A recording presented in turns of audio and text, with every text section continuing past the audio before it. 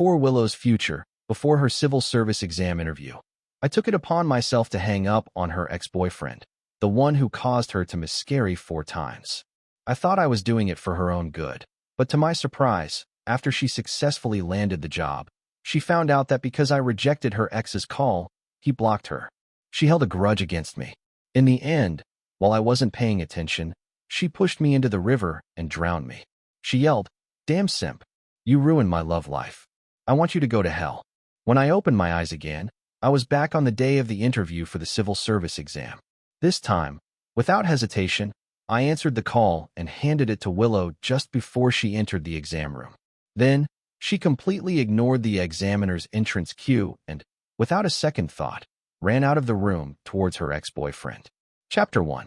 The exam entrance cue rang, and Willow, with tears in her eyes, ignored the teacher's attempts to stop her. She grabbed the umbrella from my hands and ran straight into the pouring rain. People around us started whispering, "Oh my God, what's she doing? It's almost time to go in." Someone else remarked, "Willow, she's probably the top scorer on the written exam. She's giving up on the interview. This position is really hard to get." Hearing the murmurs and watching Willow disappear into the downpour, I finally felt the weight of reality. I had truly been reborn. A guy standing next to me asked, "Hey, aren't you childhood friends with that Willow? Did something urgent come up? This position is so hard to get. She just walked away and you didn't try to stop her." I waved dismissively at the guy who had started the conversation. "Not close. I don't get involved in other people's business. Not interfering in others' fates." That was a lesson I'd learned the hard way in my past life. In the end, Willow's departure was seen as her giving up on the interview. Even though she was first in the written exam, she had no chance at the civil service position. This had happened exactly like this in my past life. At the critical moment of her interview for the civil service exam, Willow's irresponsible ex-boyfriend called her. For her future, I hung up on the call right away, hoping to let her focus on the interview. But after she succeeded, the first thing she did was try to get back together with her ex. I had no idea that when she called him, she found out she'd been blocked. The only message she received was, "Willow, since you won't answer my calls, we should never see each other again." Willow blamed me for hanging up, leaving. I had made her miss out on her true love. She arranged to meet me by the river, her face twisted in anger as she screamed at me, "George, who told you to get involved in my business, you bastard?" Before I could react, she pushed me into the river, yelling, "Damn simp, you ruined my love life. I want you to go to hell." I was swept away by the fast-moving river, my body struggling to stay afloat, but in the end, I couldn't hold on. The sensation of suffocation, the burning of water in my lungs, and the endless darkness surrounded me. That was how my life ended in such a miserable and pitiful way. But to my shock, when I opened my eyes again, I found myself reborn. I was back at the moment when Willow's ex had called her. Looking at the vibrating phone and the Willow who was about to enter the exam room, I answered the call without hesitation and called out to stop her. I didn't know what was said on the other end of the phone, but Willow looked conflicted. Yet, in the end, as if making up her mind, she resolutely gave up the interview, took the umbrella, and ran off. She seemed to have completely forgotten about me standing there. I just watched coldly, not stopping her. In this life, I had to let go of my urge to help and respect others' fates. Chapter 2. By the time I got home, the news that Willow was going to marry her deadbeat ex-boyfriend had already spread throughout the entire village. But Willow herself hadn't come back. She had only called her mother and said that she was giving up on the interview and marrying the deadbeat. Lou's mother fainted as soon as she heard. My mother, upon hearing the news, sighed deeply, saying, "Just look at that girl, Willow. She's getting married already. Son, you should let go. This clearly means you two have no fate together." Seeing my troubled expression, my mother thought I couldn't move on from Willow and gently tried to console me. Willow and I had grown up together. As a child, she would always stick to me, following me around and calling me Wang Jige in a sweet, babbling voice. The villagers often joked about us, saying, "These two are so close. Maybe Willow will marry George when she grows up." As we grew older and entered high school, seeing Willow blossom into a beautiful young woman, I became shy when hearing that same old joke again. That was when I realized I liked this girl, the one who had been by my side all this time. Throughout high school, I suppressed my overwhelming feelings and stayed by her side. I'd bring her lunch, remind her to put on more clothes, tutor her in her studies. Then, we both got into the same dream university. Her radiant youth shone brighter than anything else. She truly dazzled my teenage years. But after starting university, before I could confess, I found out Willow had already fallen for someone else. Willow had fallen for Makoto, a troublemaker from the vocational school next door. One night, while Willow was returning to school, she was followed by a pervert, and Makoto, who was smoking by the corner of the wall, saved her and began to aggressively pursue her. Willow, who had always been a good girl, was quickly swayed by Makoto's rebellious charm. She started skipping classes, drinking, going to bars, and even failed a few courses by the end of the semester. I had tried to talk to her about it, but she was exhausted after a night of clubbing with Makoto and impatiently said, "George, why are you always lecturing me? I worked so hard to get into college. What's wrong with relaxing a little?" Looking at her face, now covered in smoky makeup, the thick eyeliner hiding her youthful innocence, I could no longer see the girl she used to be. When we first entered college, she had told me, "Wang Jige, let's promise to work hard and get into grad school together. We'll still be schoolmates in grad school." But that girl who said those words was gone. I realized I might lose Willow for good. In the end, after graduating from university, I followed the plan and successfully got into grad school. Willow, however, had failed too many courses and due to her absences, had received a formal warning, almost failing to graduate. It was only through my pleading and helping her make up the courses that she barely managed to keep her diploma. Later, Makoto cheated on her and dumped her. After a period of grief and silence, Willow finally decided to try for a civil service position. She had always been smart and hardworking, and if she put in the effort, the civil service exam wouldn't be a problem for her. Just like when we were kids, she came to ask for my help preparing for the exam.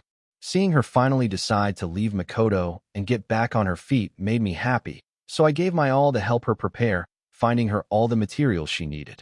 In the end, she scored first in the written exam and passed into the interview. On the eve of the interview, she was both nervous and excited, asking if I could accompany her on the day of the interview. She said, "Wang Jige, if you're with me, I won't be so nervous." I smiled and agreed, seeing her face so clear in my memories, and said I'd go with her. The rain was heavy that day, and to avoid delays, I drove her to the interview. But once again, nothing I did could compare to the power of a call from Makoto. Even my life wasn't worth as much as a single hair on his head. This time, she gave up half a year of hard preparation and the advantage of scoring first in the written exam, all to chase after her love. Watching her figure slowly fade into the rain, I exhaled a deep breath. It was better this way.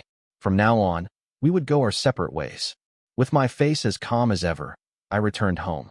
I hadn't expected Lou's mother to come knocking first. I was changing a light bulb in my room when I heard her loud shouting at the door. She angrily yelled, "George, get out here. You're going to explain yourself today."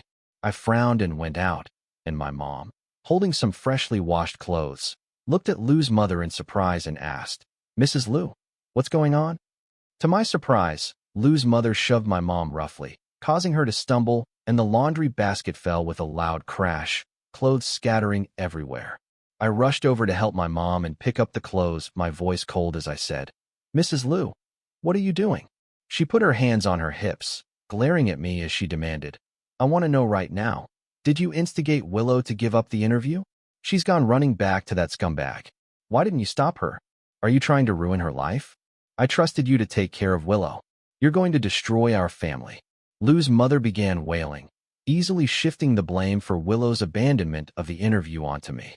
Chapter 3. My mother widened her eyes and retorted on my behalf, "Mrs. Lou, what are you talking about? George is not that kind of person." I stood behind my mother and calmly said to Mrs. Lou, You've misunderstood. It was Makoto who called Willow.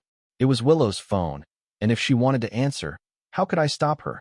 Seeing Mrs. Willow acting irrationally, I smirked and started to fabricate, saying, "As for why Willow gave up the interview, isn't it all because of you?" Mrs. Lou's pupils widened in disbelief. "What nonsense are you spouting? How could it be because of me?" I continued, "You didn't approve of Willow being with Makoto. You thought he was just a punk. Willow said that if she passed the civil service exam, you would oppose them even more, so she decided to give up the interview at the last minute. Mrs. Liu was so stunned by this absurd excuse that she couldn't say anything. Meanwhile, due to Mrs. Liu's loud shouting, a few neighbors had gathered outside the door and were gossiping. One person said, "Lady, you really shouldn't be meddling in the children's affairs. Yeah, even if Willow did something wrong, it's not George's fault. Why are you causing a scene at his house?" Mrs. Liu's face turned red with embarrassment as she glared at me, muttering curses under her breath as she walked away. She said, "When that girl comes back, I'll break her legs." The incident gradually faded, but to my surprise, 3 months later, Willow came back, and with her came Makoto.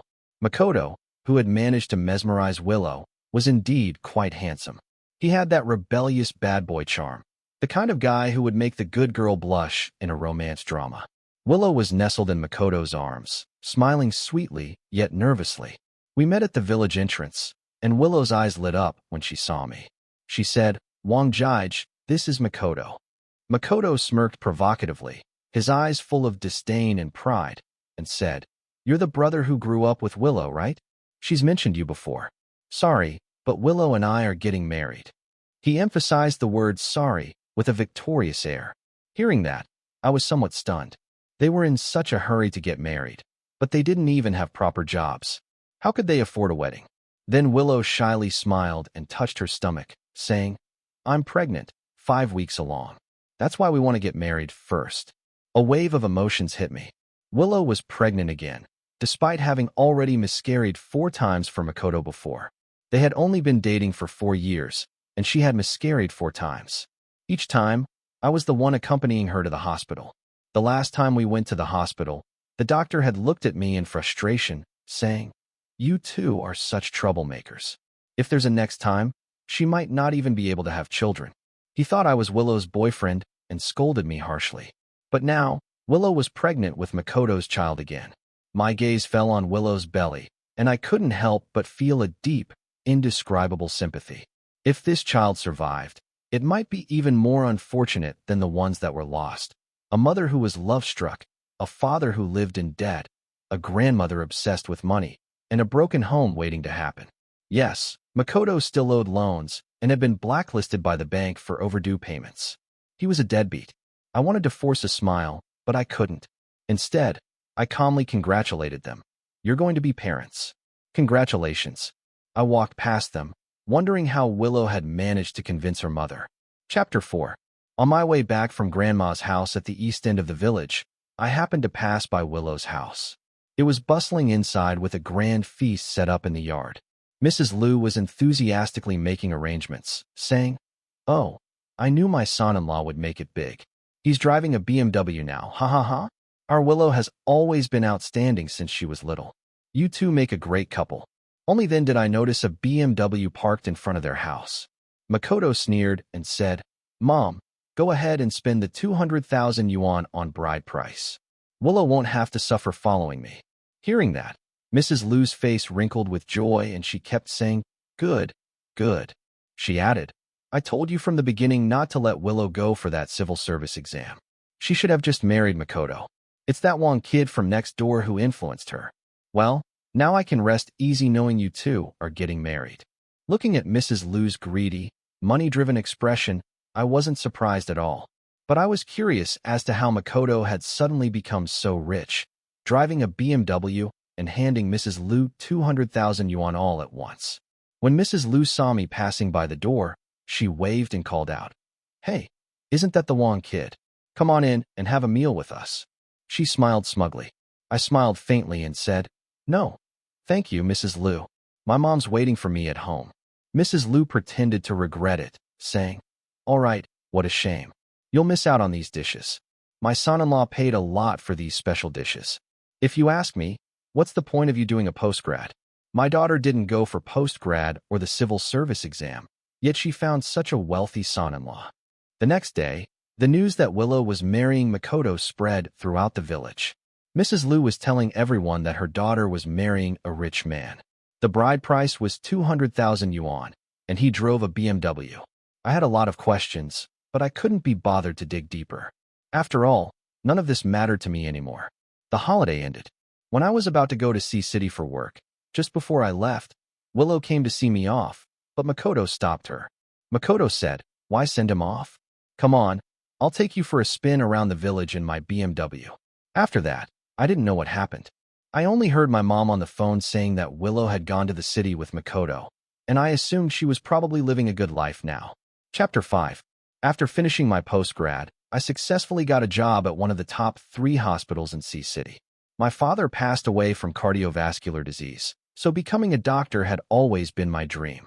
Back in my senior year of high school, I wrote down on my goal card that I wanted to be a doctor who saves lives and heals the wounded, and now that dream had come true. I remembered the late-night study sessions during our senior year when Willow, with her bright eyes, had asked me, "What's your goal? Let's exchange and see." On her goal card, her neat handwriting read that she wanted to become a judge, upholding justice. And now, we had both grown up. A girl who used to pass me little notes during evening study sessions was no longer there. One day, I went to the obstetrics and gynecology department to deliver car keys to my college classmate. Just as I turned the corner by the stairs, I saw a familiar figure at the department entrance. Willow was holding Makoto's arm. Makoto, on the other hand, had a frown on his face as he smoked in the hallway. There were pregnant women around, all of them giving Makoto disapproving looks. A young nurse coldly told Makoto, "Sir, please smoke in the designated smoking area. Smoking is prohibited here." Makoto gave the nurse a disdainful look and lazily replied, "Who are you to tell me what to do? I'll smoke wherever I want." The nurse's face turned bright red with anger, and she said, "This is a hospital, and there are pregnant women here. Please respect the rules." Willow, protecting Makoto, arrogantly said, "I'm pregnant too. If I can smell it, why can't they?" The nurse was stunned and didn't know what to say. In the end, it was the husband of another pregnant woman who stepped in to stop Makoto. He was about 1.9 meters tall, and his intimidating presence made Makoto back off, walking away with his tail between his legs. Willow hurried after him. Makoto said, "I told you to come by yourself, but you didn't listen. What good is it with me here? You're driving me crazy." He grumbled, his tone harsh. Willow's eyes were filled with grievance, but she patted her belly and still endured it, trying to keep up with him as she linked her arm with his. "What are you looking at?" David patted me on the shoulder, snapping me out of my thoughts. I turned my gaze away, smiled, and said nothing. David, knowing that I was acquainted with Willow, shifted his gaze away from her. "Inside, your childhood friend. Don't even get me started. Her uterine wall is as thin as paper now. It's questionable whether this pregnancy will last. Can you believe she's with someone like him?" Earlier in the maternity checkup room, she looked so impatient. She was scared of the checkup but had to calm him down at the same time. I silently put the keys into his pocket and calmly replied, "Respect people's choices. Maybe they're happy the way they are." I thought I wouldn't see Willow again, but to my surprise, I ran into her again when I went downstairs to grab a coffee at noon. Makoto was walking ahead with his hands in his pockets, striding across the hall, while Willow was running behind him, sorting through her medical records, her hair a bit messy. When she saw me, a trace of awkwardness flashed across her face, and she said, "George, you work here?" I gave a faint and glanced at her medical records, asking, "Everything all right?"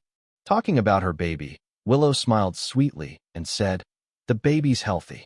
Makoto snorted, a look of disdain on his face. "So you're a little doctor, ah?" Willow suddenly seemed to remember something and spoke with a slight tone of dissatisfaction. "George, the nurses at your hospital really have no quality." A little nurse dared to tell my husband what to do. I looked at her in confusion, and she continued, "She actually stopped my husband from smoking. It's a public space, not her house. Who is she to interfere? I bet she was just trying to flirt with my husband because he's good-looking." I silently sneered inside. She knew it was a public place, especially in an obstetrics and gynecology department. I replied, "Don't you know smoking isn't allowed in hospitals? You're both educated people. At least try to follow the rules." Makoto caught the subtle insult and arrogantly retorted, "Who's uneducated? What are you, a doctor now? Acting all high and mighty." I didn't even give Makoto a glance. Instead, I turned to Willow and asked, "Are you still preparing for the civil service exam? You have a good foundation." Willow's eyes flickered slightly as she replied, I've put it off for now. Studying too hard isn't good for the baby, and my husband doesn't want me to be so stressed." She awkwardly tugged at Makoto's sleeve and said, "We'll be going now, George." Watching the two of them walk away together, I took a sip of my cold, bitter coffee. It was as expected. Everyone has their own destiny. Maybe we once chased the same dream of the future, but Willow had met Makoto and stopped in her tracks. Although Makoto wasn't someone worth entrusting with her life, it was still her choice. I looked at the academic conference invitation on my phone and smiled. At least I wasn't her. I wouldn't stop moving forward, and I wouldn't forget the dreams I once had. Chapter 6. It had been a year since I last returned to my hometown. In that year, I had spent some time studying abroad and had learned a great deal. This time, I came back just in time to attend my cousin's wedding. Before the wedding, I attended a gathering with some childhood friends. The table was full of familiar faces, friends I had grown up with. As we all grew up, we went our separate ways, started families, and built careers. It was rare that we could all come together like this, so it was quite lively. Someone said, "George went abroad for a year, and he's so much more serious now. Ha ha ha." Among us, only George stayed true to his path, continuing his studies in healthcare. Look at me. I had to take the exam twice before I finally made it. I didn't say much, just quietly listened as everyone joked around, speaking humorously about the hardships of these past years. Then someone, "By the way, how is Willow doing? It's been so many years since we've seen her." Her story about giving up the interview after ranking first in the civil service exam is still being talked about in our department. The person speaking had taken the same exam as Willow and had successfully gotten in because Willow had opted out. Another person chimed in, "For a man, that's the fall of a god in the battle of the gods." "George, you're closest to Willow. Do you have any news about her?" My hand trembled slightly as I poured the tea, and I replied with a smile, "I haven't been in contact with her for a year, so I'm not really sure." At that moment, my cousin, who had just entered with sunflower seeds in hand, overheard and leaned in, saying, "Did you guys mention Willow? Oh, you wouldn't know if you haven't been back. She got scammed. That guy dumped her, and she had to abort an 8-month-old baby." I tightened my grip on the teacup, and everyone was shocked. Someone asked, "Wasn't she married to a rich guy?" I heard the dowry was more than 200,000. My cousin waved her hand, her expression complicated as she replied, "That 200,000, the guy borrowed the money. He's a deadbeat. He couldn't get any more loans, so he tricked Willow into taking out loans using her ID. Now Willow's been dumped and owes a huge amount of debt. She can't pay it off, and she's been blacklisted. She can't even take the civil service exam anymore." I never expected that the money Makoto used to show off in front of Lou's mother was all borrowed. It was only then that I learned from my cousin that Makoto had delayed their marriage registration, tricking Willow into waiting until after the baby was born to do it. But just 3 months later, he cheated again, this time scamming an innocent college girl. When Willow found out, she was heartbroken, completely seeing through Makoto, and decided to break up and start a new life. But then Makoto dropped a bombshell. He had already taken out over $5 million in loans using Willow's ID on various loan platforms. That $5 million was spent on gambling, keeping a mistress, buying luxury cars, and other personal expenses. Not a penny of it went to Willow. Willow's family couldn't pay off that much debt, and in the end, she became a defaulter. My cousin said, "George, Willow's mom even came to your house to cause trouble." I frowned. My mom had never told me about this. She continued, "I knew Auntie didn't tell you. Lou's mother insisted that you lend money to Willow to pay off the debt. When Willow couldn't get through to you, she caused a scene at your house. No wonder she couldn't reach me after we parted ways at the hospital. I had blocked all of her contact details, thinking that we would never have any connection again." Everyone was murmuring in surprise. The once radiant Willow now seemed covered in dust, likely trapped in the mud for the rest of her life. The next day, when I went out to buy breakfast, I ran into Willow. When I saw her standing in front of me, I could hardly believe my eyes. Chapter 7. She seemed to have aged by at least 10 years. Her once glossy black hair was now dry and frizzy. Her face was worn with undeniable fatigue, and dark circles shadowed her eyes. Now with a bulky figure, she was helping out at Lou's mother's breakfast shop. When she saw me, she froze for a moment, and only then did a glimmer of light appear in her eyes. Lou's mother, spotting me, was overjoyed. It was as if she saw the big fool who would take the fall. She warmly greeted me, saying, "Oh, George is back. You've really made something of yourself these years. Willow's always talking about you. Come on, catch up." Lou's mother nudged Willow with her elbow, signaling her to catch up with me. A year had passed since we last sat down together, and now we calmly chatted.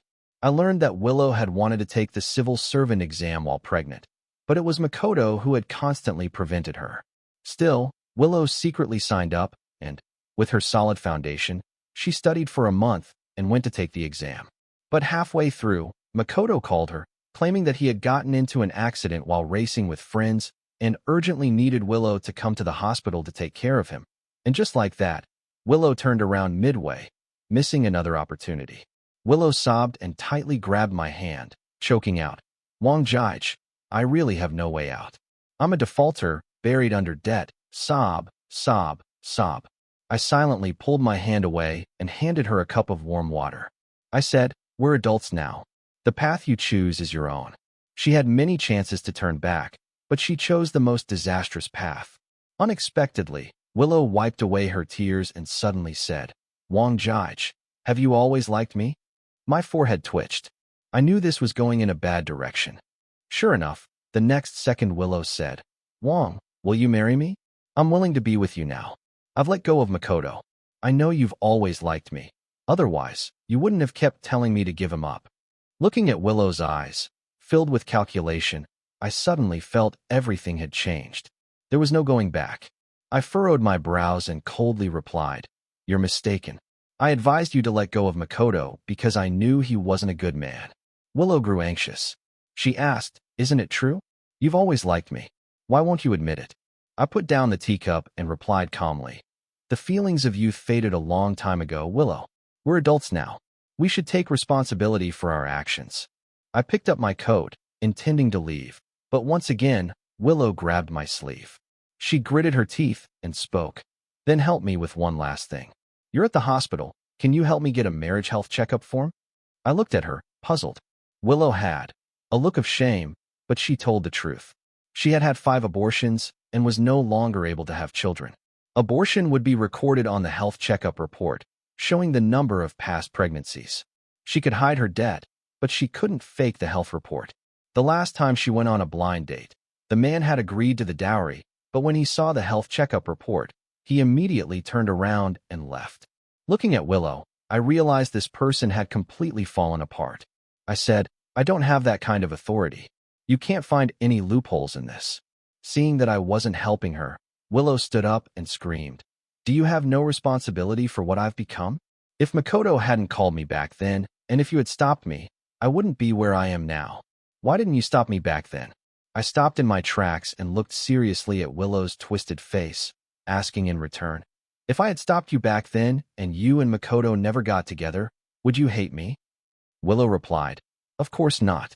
If you had stopped me, I wouldn't be in this situation, at least not like this. George, you're to blame too. You should take responsibility for my life." Hearing her say that, I almost laughed out loud. In my previous life, before I died, Willow's malicious curse seemed to still echo in my ears. She said, "You ruined my love. I want you to go to hell."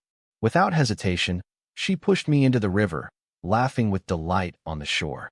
Even when she found out I had hung up on her, she never stopped hating me. She caused a ruckus at my house, smashing everything to pieces. She even went to the hospital, questioning how I was qualified to be a doctor.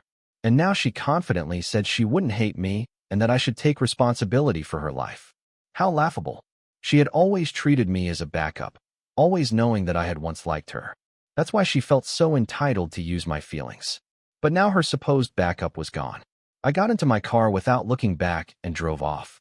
Slowly, out of the corner of my eye, I saw Lou's mother rushing out from the yard, slapping Willow's arm and yelling, "You useless thing. Didn't you say Wang's boy always liked you? Who else could marry you? Who else could pay off your debts?" Without a second glance, I drove away, leaving Willow behind, collapsing into tears. Chapter 8. On my cousin's wedding day, I was surprised to see Willow there. She had put herself together, wearing delicate makeup, and for a moment she looked like the confident and spirited woman she once was. But the sparkle in her eyes was long gone. My cousin met her husband while traveling.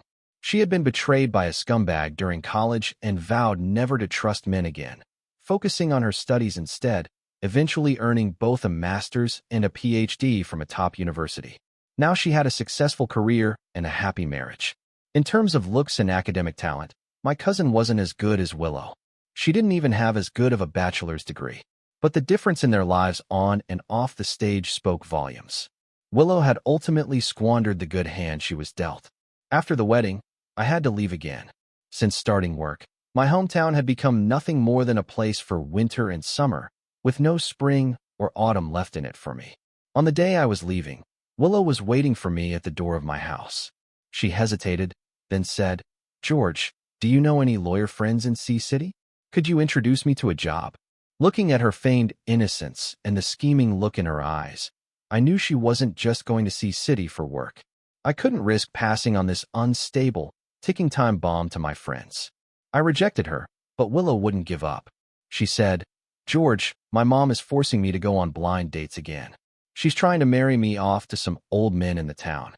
Willow moved closer to me, her eyes full of longing, and said, "George, if you don't take me with you now, I'll never have another chance."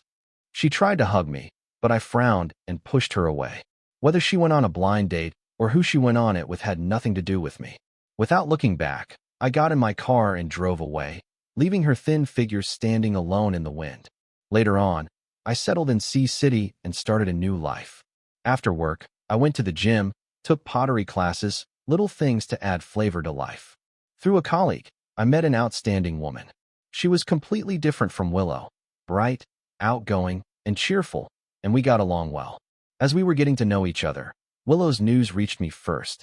She was getting married again. My mother told me Lou's mother had forced her to go on blind dates and set her up with a man more than 10 years older. The man had been divorced with 2 children and didn't care that Willow had had abortions. He just wanted a young, pretty woman who could take care of him and his kids. He gave her a dowry of 200,000 yuan, and Lou's mother was grinning from ear to ear. Willow changed her phone number and sent me a message saying she was marrying someone she didn't love, and it was painful. She said she was giving me one last chance and asked if I would take her out of her misery. I was speechless. Even now, she still had the attitude of a high and mighty person, bestowing her love on me. I unblocked her WeChat and, as expected, immediately received her friend request. She sent me a wedding invitation and wrote, "Wang Jige, I always dreamed of wearing a wedding dress for you. Do you remember that wedding dress store we passed by when we were in high school?" I didn't give her a chance to continue playing the emotional card. I quickly transferred the wedding gift money. I replied, "Wishing you happiness in your marriage, a lifetime of love." Immediately, Willow sent me a video invitation, but I hung up right away. She sent me dozens of 60-second voice messages, which I didn't listen to. I blocked her again. I didn't want to go to Willow's wedding, but on that day, I returned to my hometown. I really wanted to see how Willow, who had gotten her wish, was now faring. Chapter 9. The wedding scene was very simple. The old man's son and daughter were still making a mess, spilling tea everywhere. The old man never intended to treat Willow well. He just thought of her as a young, pretty nanny for his household. So when she saw me, Willow was extremely excited. Even during the wedding, she didn't want to exchange rings with the old man. It was only after he subtly threatened her that she reluctantly followed through with the ceremony. During the toasts, when the old man wasn't looking, Willow quietly came to my side, her eyes full of hope as she said, "Wang Jige, are you here to take me away?" I smiled faintly at her, showing the ring on my ring finger, and said, "I'm already engaged, Willow. Congratulations on your marriage. As someone who watched you grow up, I'm truly happy for you." With every word I said, Willow's face paled. She stared at the ring on my finger, unwilling to accept, and muttered, "How could you be in a relationship with someone else? Didn't you always like me?" Her eyes were filled with tears, her voice trembling. "Wang Jige, I know you're just looking for a replacement for me. You still have a chance to take me away." I took a step back and began my bad guy speech, coldly replying, "I only see you as a sister. Please have some self-respect. The best wishes are delivered. I'll take my leave now." Willow tried to pull me back, but she was suddenly yanked back by a strong force. The old man had appeared at some point and was glaring at her furiously. He cursed at her, "You shameless woman. On your wedding day, you're here flirting with another man? I spent 200,000 yuan on you. You'd better behave yourself. The old man's son started crying after wetting himself, and Willow had no choice but to swallow her anger and go comfort the child. At our high school's 70th anniversary reunion, many outstanding alumni were invited back to visit. I was also on the guest list. When I returned to school, I saw many old classmates. After all these years, they had become leaders in their respective fields. I heard that Willow was also invited, but the old man had forced her to stay home to take care of the children and forbidden her from attending these gatherings. When this came up, the classmates sighed. Someone asked, "How did Willow end up like this?" Another person said, "Back then, George and Willow were childhood sweethearts. We all thought you two would end up together." Yeah, I even saw the class flower write a love letter to George in high school. I saw Willow intercept it, declaring her ownership. I was taken aback. Had anyone really given me a love letter? I didn't remember seeing one. At my confused look, the person continued, "George, you probably didn't know, but I saw it. After gym class, the class flower tried to slip a love letter into your desk, but Willow stopped her and said you two would end up together." I smiled, realizing that Willow knew everything. She knew I had always liked her, so she kept sending me ambiguous signals while pretending to be innocent, dangling me along. She enjoyed my help and special treatment, while simultaneously being unable to resist the temptations that came after university. How ridiculous. Luckily, the past with Willow had faded, and it no longer stirred any emotions in me. Chapter 10. While discussing the engagement plans with my girlfriend, we went back to my hometown. My mom was overjoyed. During lunch, however, we heard Lou's mother's angry shouts mixed with the sound of a broken bowl coming from next door. After my girlfriend left, my mom chatted with me about the recent happenings, saying that Willow's family had become a complete mess. My mom said, "Willow's been really reckless. I heard she owes several million in debts.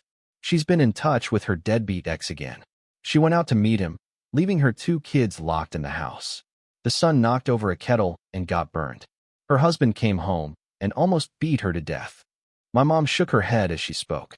Willow had grown up under her watch, and seeing her fall so far made her feel some sympathy. Later, I heard that the old man had caught Willow flirting with Makoto and was threatening divorce, demanding that Lou's family return the 200,000 yuan dowry. Not only did Lou's family fail to return the money, but they also had to split 2 million yuan in divorce assets. The old man found out that Willow was actually in debt for several million. He stormed to Lou's family, smashing everything he could, and slapped Lou's mother. He yelled, "You dared to join together to deceive me. This is a fraudulent marriage. I'm telling you that several million isn't joint debt. I'm not giving you a cent, and you still need to return the 200,000 to me." At first, I just thought this was a bit of entertainment, but to my surprise, this fire ended up burning me too. Willow had actually lied to the old man, saying that the loans taken by Makoto were actually my responsibility. Before I left, the old man dragged Willow to my house, demanding that I return the 200,000 yuan dowry to Lou's family. He said, "Give me back the dowry and take this waste of a married daughter of yours back." I looked at Willow, who was looking guilty, and sneered. "Is this how you told him?" She said, "Brother, after all these years, how could you let me suffer like this?" I replied, "Fine." Before she could say anything else, I nodded decisively and said, "I'll go get the money. You wait here." Then I brought the police into the house. When Willow saw the police, her face immediately turned pale. I said, "The truth will be up to the police to investigate. First of all, I've never had any financial or emotional disputes with Miss Liu. Regarding your defamation and the extortion of 200,000 yuan from me, I reserve the right to pursue legal action." Seeing my stance, the old man finally understood and quickly started to smile at the police, then turned to Willow and said with a vicious look, "You filthy woman, if you dare to deceive me, I'll beat you to death." 3 days after the police filed the case, the old man returned home in a fury, only to find Willow gone. Neighbors said that Willow packed up and ran off with a tall man the night before. After checking the surveillance footage, it turned out to be Makoto. The old man cursed his luck, feeling like his 200,000 yuan had gone down the drain. Under the police's orders, he had to come and apologize to me. I thought this incident was over, that Willow would no longer appear in my life. But to my surprise, 6 months later, a murder case made headlines. The man had fallen into massive debt and forced the woman to do unspeakable things to pay it off. The woman resisted and was beaten.